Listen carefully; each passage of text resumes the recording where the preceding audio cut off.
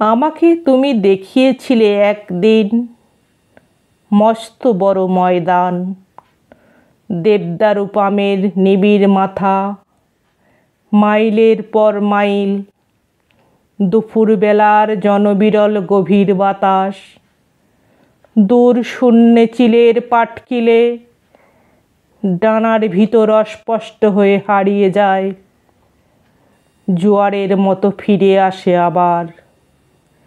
জানালায় জানালায় অনেকক্ষণ ধরে কথা বলে, পৃথিবীকে মায়াবীর নদীর পাড়ের দেশ বলে মনে হয়।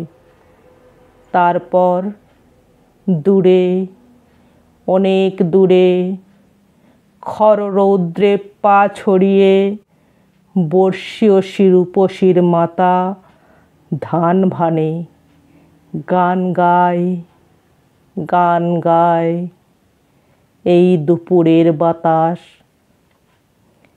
এক একটা দুপুরে এক একটা পরিপূর্ণ জীবন অতিবাহিত হয়ে যায় যেন।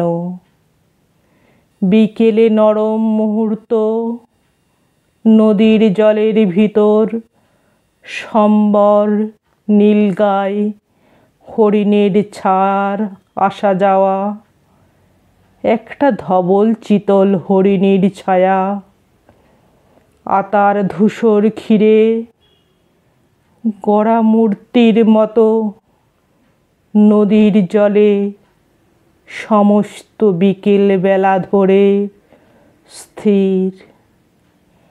মাঝে মাঝে অনেক দূর থেকে শ্মশানের চন্দন কাঠের চিতার গন্ধ, আগুনের ঘিয়ের ঘ্রাণ।